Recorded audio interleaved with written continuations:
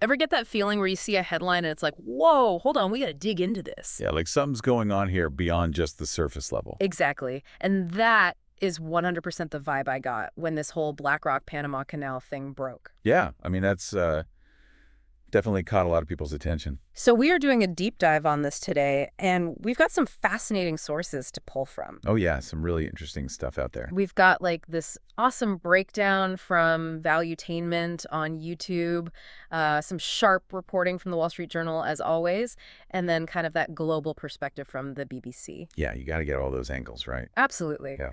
So today our mission is to kind of go beyond just the initial shock, because it was kind of shocking. Oh, yeah, for sure. That Blackrock is now involved with these major ports right smack in the middle of the Panama Canal. Yeah, I mean, when you think about it, the Panama Canal is like essential for global trade. So a financial institution like BlackRock getting involved in such a crucial piece of infrastructure. Yeah. I mean, that definitely raises some questions. Big time. And it leads to this fundamental question that the valuetainment analysis poses right at the start. Okay. And it really got me thinking too. It's like, imagine you have this choice. Okay. Who would you rather see controlling something as vital as the Panama Canal? Right. A global choke point, essentially? Yeah, China or a major U.S. asset manager like BlackRock. Wow. Yeah, that's a tough one. Right. It's stark, right? It makes you think. And that's exactly why this whole deal is generating so much discussion and, frankly, concern. Makes sense. So in this deep dive, we're going to unpack all of this, like what's the deal, why all the buzz, what are the worries, and ultimately, what are the key things you need to know? Yeah, let's break it down. Okay, let's get into it. So first things first, the nuts and bolts of the deal itself. Right. As the Wall Street Journal and others have reported, BlackRock dropped a cool $22.8 billion. Yeah, that's billion with a B. To acquire not just one or two, but 43 ports. 43 ports. Wow. Across 23 countries. I mean, that's global reach. But the real crown jewels, the ones everybody's talking about, are these two key ports right inside the Panama Canal. Right, the ones that control the flow of traffic through the canal. Exactly. You've got Cristobal Port on the Atlantic side. Right. And then Balboa Port over on the Pacific side. So they essentially have both entry and exit points covered.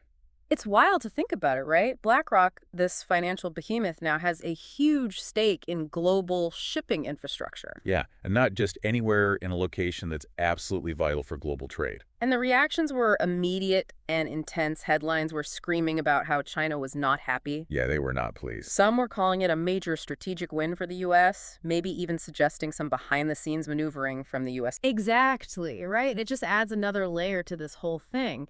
It makes you wonder if there was more going on than just a simple business transaction. Yeah, like maybe some strategic calculations at play. Absolutely.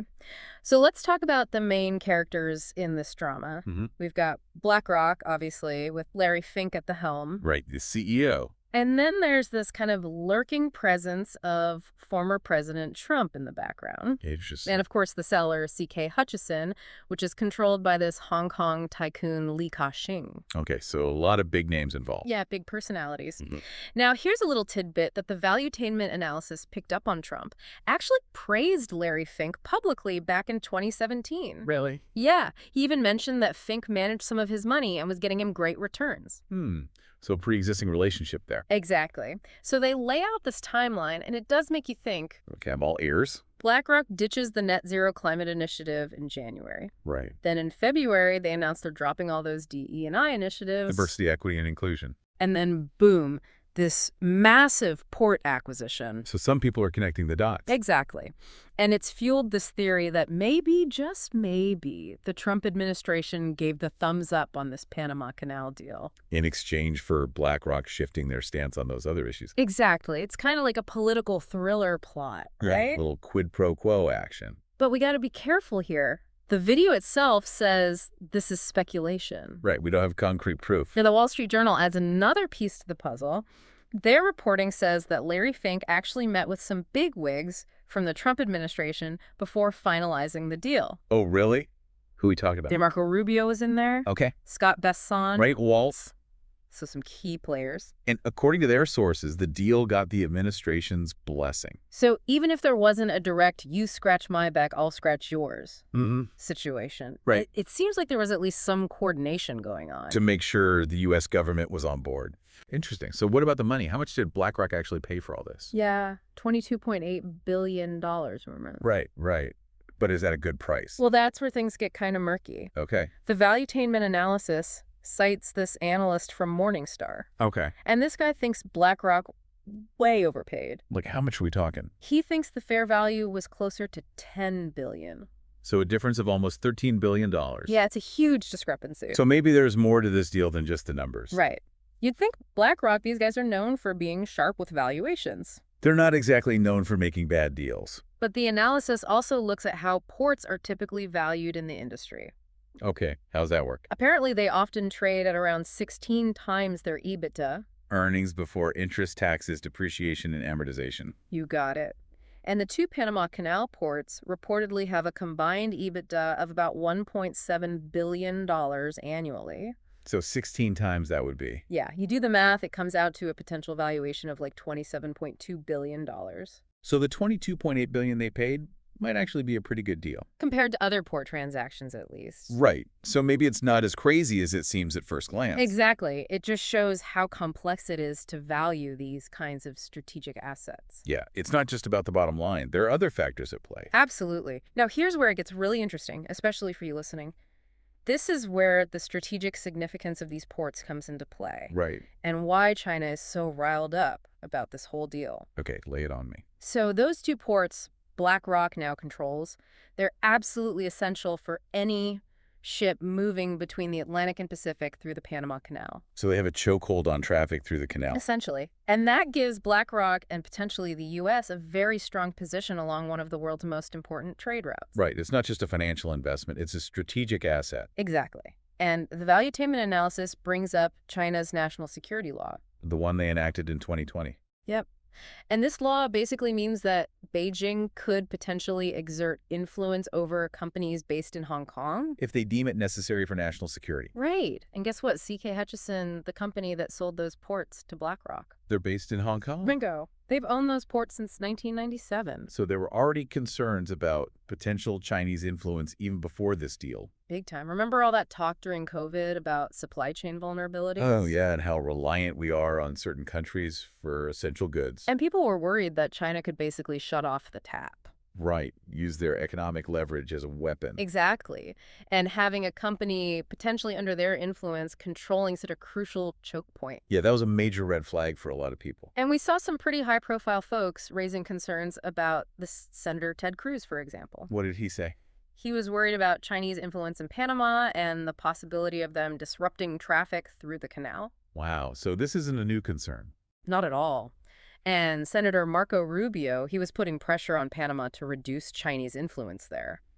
Did that go anywhere? Actually, yeah, Panama ended up pulling out of China's Belt and Road Initiative. Which probably didn't make Beijing very happy. Nope, not at all. Now, to put this into perspective, think about the sheer volume of traffic that goes through the Panama Canal. Yeah, it's mind-boggling. Like 40 million container ships every year. 40 million. That's incredible. And get this, 70% of that traffic is related to U.S. trade.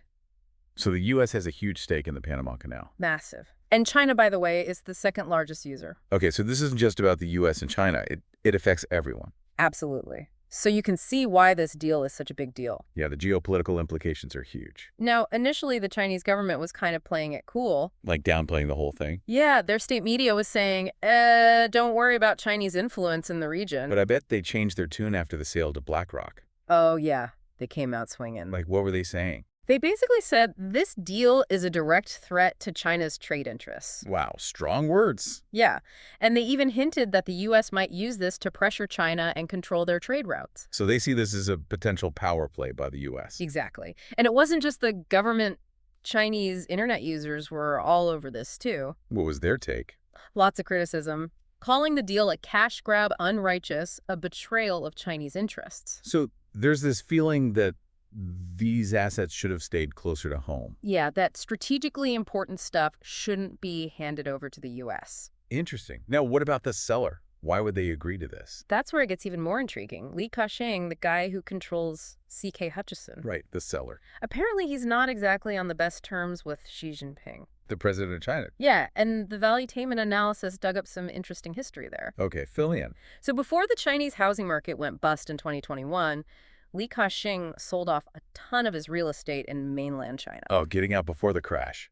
Smart move financially, but it reportedly ruffled some feathers. Like, who wasn't happy about that? Nationalist voices in China and probably the leadership under Xi. Makes sense.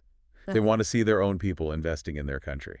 And then there's this thing where he apparently expressed sympathy for the Hong Kong pro-democracy protests back in 2019. Oh, yeah, that definitely wouldn't have gone over well with Beijing. And there's even older stuff, like this major real estate project of his in China back in the 90s that got blocked. So it seems like there's a pattern of tension between him and the Chinese government. Yeah, and this personal political baggage might have influenced his decision to sell those ports to a U.S. company. Instead of a Chinese one. Exactly. It's like he was making a statement. Wow, so this is more than just a simple business deal. Way more. It's all tied up in global politics and personal relationships. Fascinating. So what happens now? Could China try to block this whole thing? That's the million-dollar question. The valuetainment analysis actually brought up a precedent.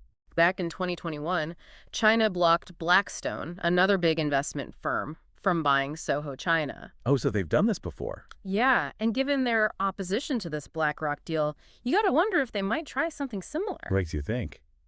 What about the U.S.? What are they doing?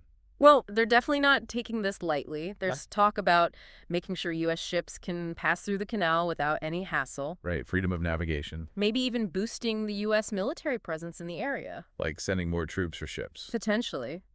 And they're talking about beefing up security at those ports. Makes sense. You want to protect your investment. And here's an interesting one. They're even considering bringing back those jungle warfare training schools in Panama. Really? Like the ones they used to have? Yeah, apparently there's already a small group of U.S. Special Forces stationed there, like 200 or so. Okay, so they have some boots on the ground already. And the U.S. is supposedly reviewing their security plans and might even send some officials down to Panama to check things out. So they're taking this seriously. Oh, yeah. Now, the host of the Valuetainment video, Patrick Bet-David, he had an interesting take on this. What's his perspective? He's kind of optimistic in the short term. Like he thinks having BlackRock in control is better than the alternative. Exactly.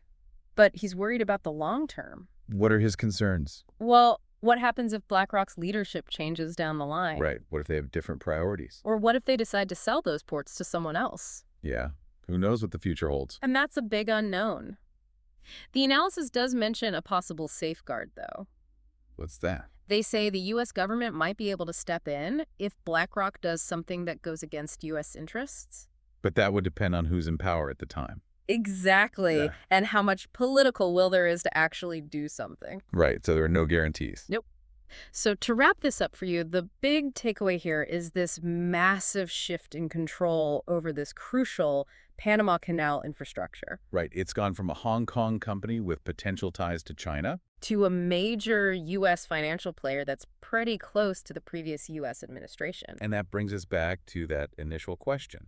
The one about who we'd rather see in control. Yeah. After hearing all this, who do you think is better suited to manage these ports? It's a tough call, right?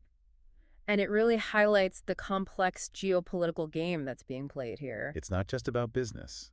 It's about global power and influence. And that leads us to our final thought for you. What are the potential consequences of this deal down the line? Right. What are the things we haven't even considered yet? Because this is just the beginning. The story's not over yet. So what should you be watching for as this whole thing plays out? Yeah. What are the key indicators that something might be changing? Because this is a story that could have huge implications for all of us. Absolutely. So stay informed and stay engaged. Because this is a deep dive that's worth paying attention to. Couldn't agree more. All right, that's it for this deep dive. We'll catch you on the next one. Takeover. Bye.